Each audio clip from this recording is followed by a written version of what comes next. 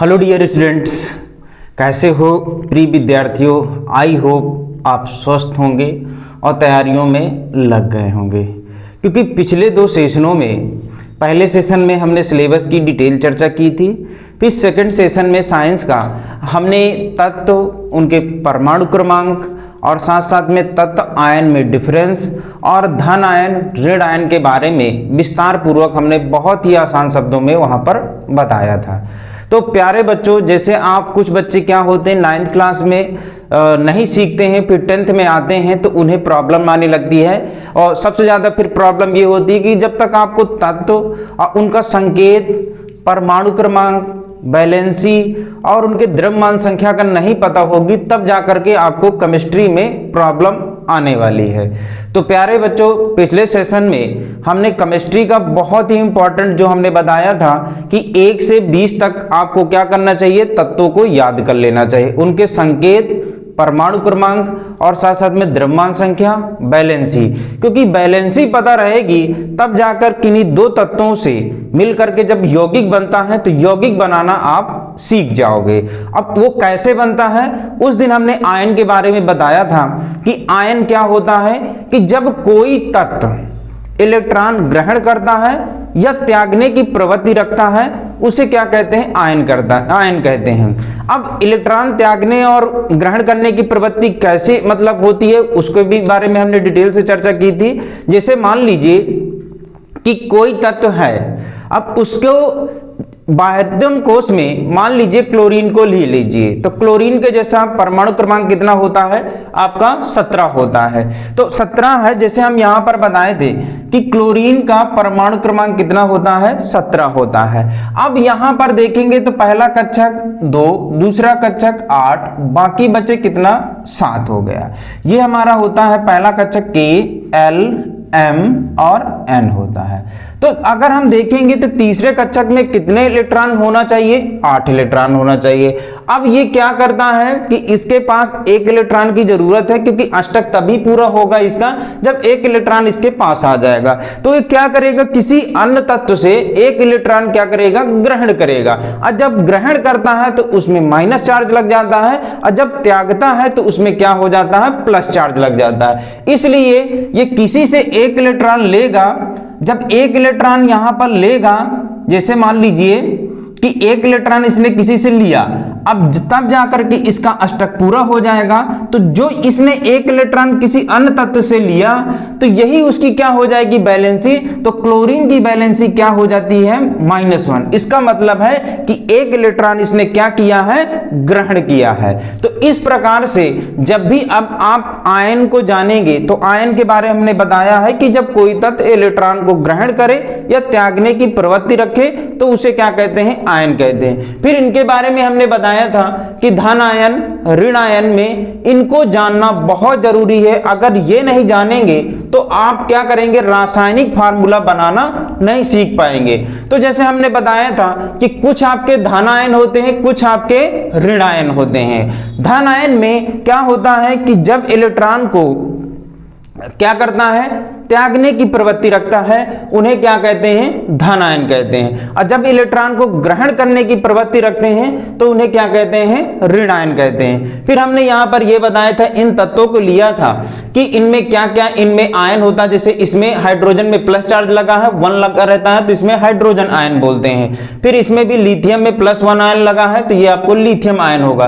Plus charge का मतलब ये है कि ये इलेक्ट्रॉन को क्या करेगा, त्यागेगा, इसलिए इसमें प्लस चार्ज होता है। इसी तरह बेरिलियम, सोडियम, मैग्नीशियम, एल्यूमिनियम, ये सब आयन है, क्योंकि इनमें देखिए प्लस चार्ज लगा। इनको क्या बोलेंगे, तत्व नहीं बोलेंगे। हमने उस दिन भी बताया था कि मान लीजिए ये आपका सोडियम लिखा है और इसमें लिख गया है सोडियम प्लस लिखा है, तो इसका मतलब ये है कि ये आपका क्या है, सोडियम तत्व है। ये आपका क्या है, सोडियम तत्व है। और ये क्या है प्यारे बच्चों, आपका सोडियम आयन है। ठीक, सोडियम आयन है। तो इस प्रकार से किसी भी चीज को परिभाषित करने के लिए उसमें केमिस्ट्री हमें यह देखना पड़ता है कि इसमें प्लस चार्ज लगा है कि माइनस चार्ज लगा है। तो देखिए यहां पर सीधे इसको सोडियम Na लिखा है तो इसका सोडियम तत्व है, और देखिए यहां पर क्या कर दिया, चार्ज लगा दिया है प्लस का, तो इसका मतलब यह है कि इसमें सोडियम आयन है। ये इलेक्ट्रॉन को क्या करेगा, त्यागेगा, और जब त्यागेगा तो क्या होगा, इसमें प्लस चार्ज, अब जब ग्रहण करेगा तो उसमें माइनस चार्ज लग जाएगा। तो इस प्रकार से उस दिन हमने बताया था। देखिए यहाँ बहुत सारे हमने आयन लिख रखा है, एक तरफ धन आयन, ऋण आयन, इनकी आपको बैलेंसी या बैलेंसी जानना बहुत जरूरी है। जब तक आप बैलेंसी नहीं जाने रहेंगे तब तक आप किसी भी क्या कहते हैं, आपको यौगिक का फार्मूला बनाना होगा तो वहां पर आपको प्रॉब्लम आ सकती है। तो आज हमें जो सीखना है कि रासायनिक फार्मूला बनाना कैसे सीखें। जैसे कुछ बच्चे बोलते हैं कि सर सोडियम क्लोराइड है, जैसे सोडियम क्लोराइड NaCl आपने लिख दिया, लेकिन ये कैसे आया ये हमें नहीं पता चल रहा है। तो हमने देखिए बताया था कि ये आपका क्या है, एक यौगिक है, और यौगिक में क्या होता है, जब दो या दो से अधिक तत्व आपस में मिलकर एक निश्चित अनुपात में किसी पदार्थ का निर्माण करते हैं, जब दो या दो से अधिक तत्व मिलकर क्या करते हैं, एक निश्चित अनुपात में मिलकर एक नए पदार्थ का निर्माण करते हैं, उसे क्या कहते हैं, यौगिक कहते हैं। अब यहाँ पर दो चीजें मिली हैं, इसमें क्या क्या मिला है, देखिए यहाँ पर अगर हम देखें तो सोडियम और क्या जुड़ा हुआ है, क्लोरीन जुड़ा हुआ है, ठीक। तो सोडियम ये हो गया क्लोरीन। अब हम जानते हैं कि सोडियम आयन, अगर हम इसमें टेबल में जाएं तो सोडियम में देखिए प्लस कितना लगा है, आप यहां लिखना चाहें तो +1 चार्ज होता है। इसका मतलब ये है कि सोडियम में 1 इलेक्ट्रॉन को त्यागा है, तो यहां पर प्लस चार्ज होता है, ये आप लिख सकते हैं, 1 भी लिख सकते हैं। फिर आता है हमारा ये क्लोरीन, या इसको अगर बोले तो क्लोराइड होगा। अब देखिए क्लोराइड में क्या होता है, इसमें आप जानते हैं कि इसमें इलेक्ट्रॉन ग्रहण करने की प्रवृत्ति होती है, क्योंकि इसके बाह्यतम कोश में कितने इलेक्ट्रॉन होते हैं, 7 इलेक्ट्रॉन होते हैं। 1 इलेक्ट्रॉन की इसकी आवश्यकता होती है, इसलिए इलेक्ट्रॉन को क्या करेगा, ग्रहण करेगा। अब ग्रहण करेगा तो इसमें माइनस चार्ज लग जाएगा, और इसका जो आयन बनेगा उसको नाम देंगे क्लोराइड आयन, ठीक। तो इसमें क्या हो जाएगा, माइनस हो जाएगा, अब -1। अब जब हम इसको क्या होगा, इसका जो बैलेंसी होगी जो इसके परमाणु के साथ जुड़ जाएगी, इसकी बैलेंसी इसके परमाणु के साथ, तो ये आएगा, तो यहां पर क्या हो जाएगा Na, और प्लस माइनस का कोई रोल नहीं होता, तो आप यहां 1 लिखना चाहें और इधर ये जाकर क्लोरीन के परमाणु में जुड़ जाएगा तो ये आ जाएगा। इस प्रकार से 1 लिखा नहीं जाता है, ये आपका बन जाएगा सोडियम क्लोराइड बन जाएगा। तो देखिए दो तत्व मिल करके जब उनमें हमने क्या कर दिया, आयन, अब इसमें क्या था, प्लस आयन था, इसमें क्या था, माइनस आयन था, ठीक। इसने इलेक्ट्रॉन को क्या किया है, त्यागा है, इसने इलेक्ट्रॉन को ग्रहण किया है। जब दोनों मिल गए तो हमारा क्या बन गया, सोडियम क्लोराइड, जिसको सामान्य भाषा में बोलते हैं साल्ट या नमक बोलते हैं, ठीक। तो इस प्रकार से आज हमें क्या करना है, रासायनिक फार्मूले से कुछ हमें यौगिकों का फार्मूला बनाना सीखना है कि कैसे बनते हैं। तो पहला जैसे हमने बता दिया कि क्या है, सोडियम क्लोराइड, ठीक। इनको याद करना बहुत जरूरी है, क्योंकि ये याद करे रहेंगे तो आप किसी भी यौगिक का फार्मूला बहुत ही आसानी तरीके से बना लेंगे, ठीक। तो आइए हम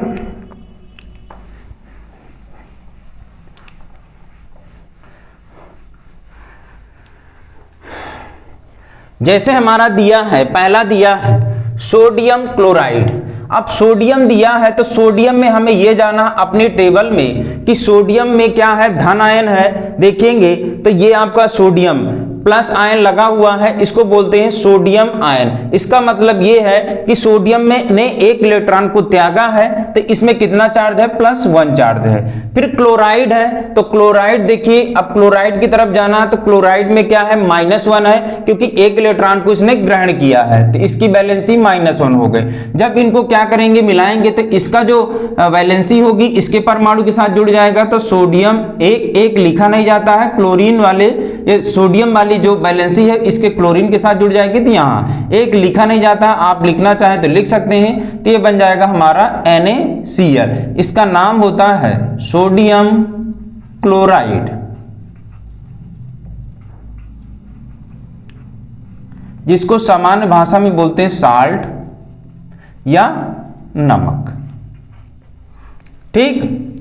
अब अगला है हाइड्रोजन सल्फाइड। अब अगला है हमारा हाइड्रोजन सल्फाइड। अब हाइड्रोजन में देखेंगे तो हाइड्रोजन आपका जो आयन होता है प्लस आयन होता है, तो इसको जब हम लिखेंगे पहला नंबर था, दूसरा नंबर आपका जो दिया है हाइड्रोजन, हाइड्रोजन में +1 चार्ज होता है क्योंकि इसका परमाणु क्रमांक एक ही होता है, 1 इलेक्ट्रॉन। इसके पहले कक्षक में कितने इलेक्ट्रॉन होते हैं? 2 इलेक्ट्रॉन। या तो इलेक्ट्रॉन ये क्या करेगा? त्याग देगा या तो ग्रहण कर लेगा। तो अधिकतम हाइड्रोजन क्या करता है? इलेक्ट्रॉन को त्याग करता है, इसलिए इसमें प्लस चार्ज होता है। ठीक, फिर अगला आता है सल्फाइड। अब सल्फाइड का जो संकेत होता है यस होता है। इसकी अगर बैलेंसी की बात करेंगे तो अगर टेबल में हम जाएं तो देखिए सल्फाइड इसमें क्या होता है? -2 होता है, तो इसकी जो बैलेंसी होती है वो -2 होती है।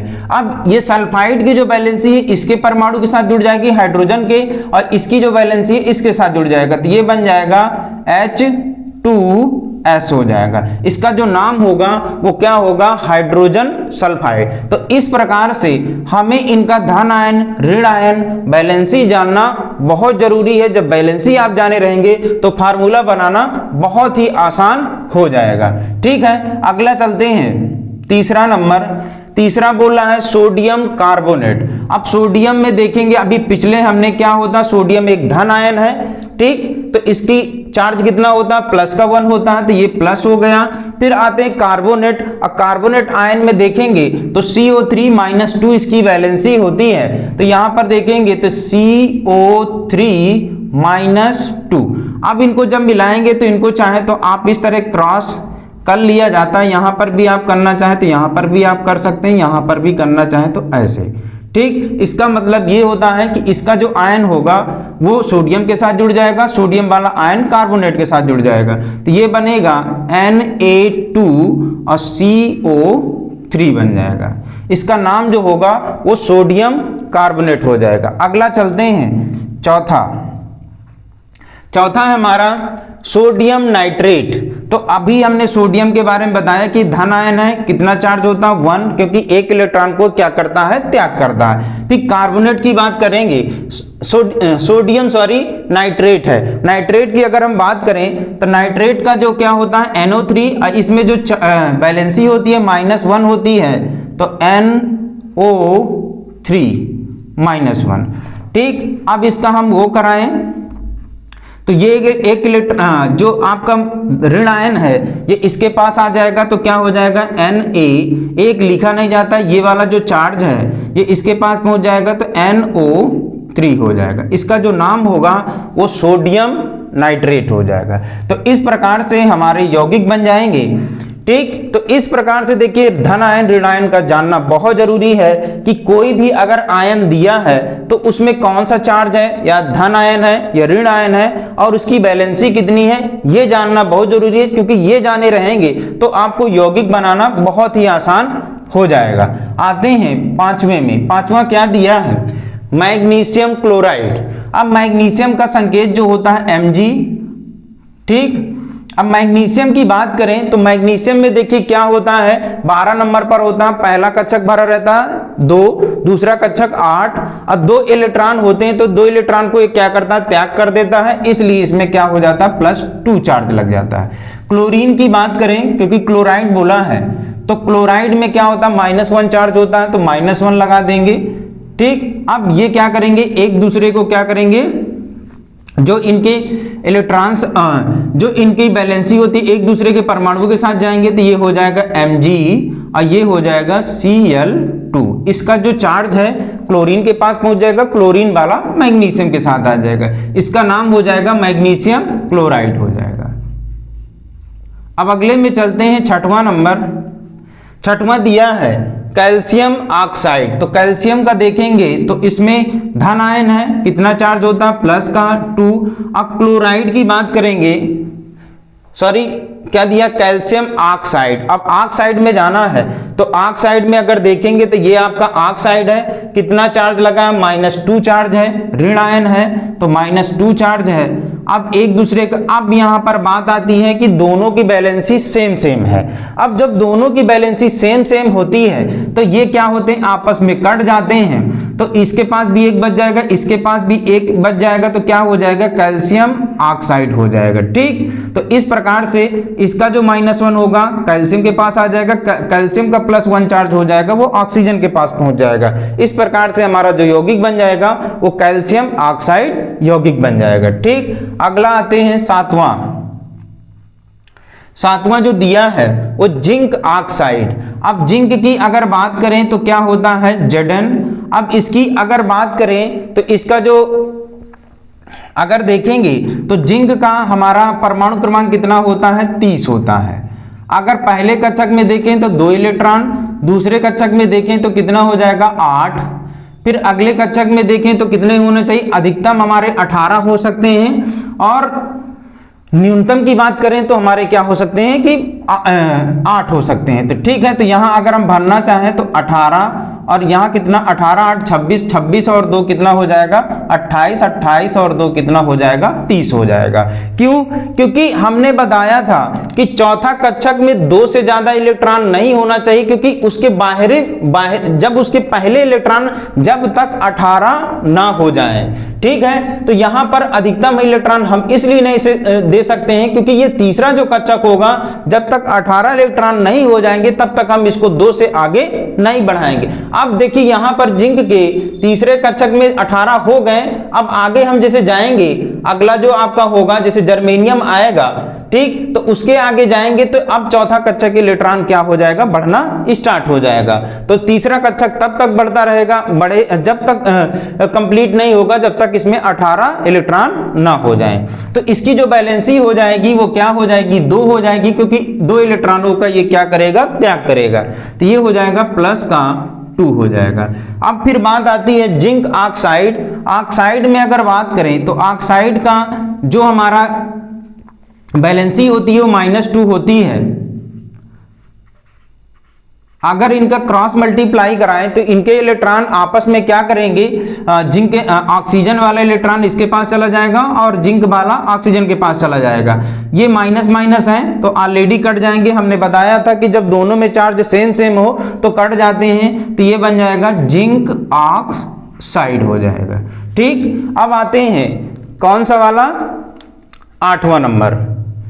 ठीक है, इसको आप नोट डाउन करना चाहें तो नोट डाउन कर सकते हैं, नहीं हम यहां कर दे रहे हैं। आपका कौन सा नंबर है, 8 नंबर। 8 नंबर में दिया है पोटेशियम नाइट्रेट। अब पोटेशियम की बात करें तो पोटेशियम का संकेत कितना होता है, K होता है, 19 नंबर पर होता है। तो पोटेशियम की अगर हम बात करें 19 नंबर में तो पहला कक्षक में 2 इलेक्ट्रॉन, बाकी कितना, 8। अब अगला वाला क्या हो जाएगा, 8। ठीक, तो 8 8 16, 16 और 2 कितना होगा, 18। बाह्यतम कोश में कितने इलेक्ट्रॉन होंगे, 1 होंगे।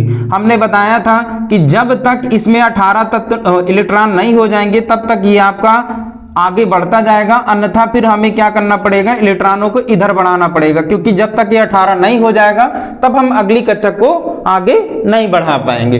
तो इस प्रकार से ये आपका कितना हो जाएगा, इसकी बैलेंसी कितनी हो जाएगी, +1 हो जाएगी।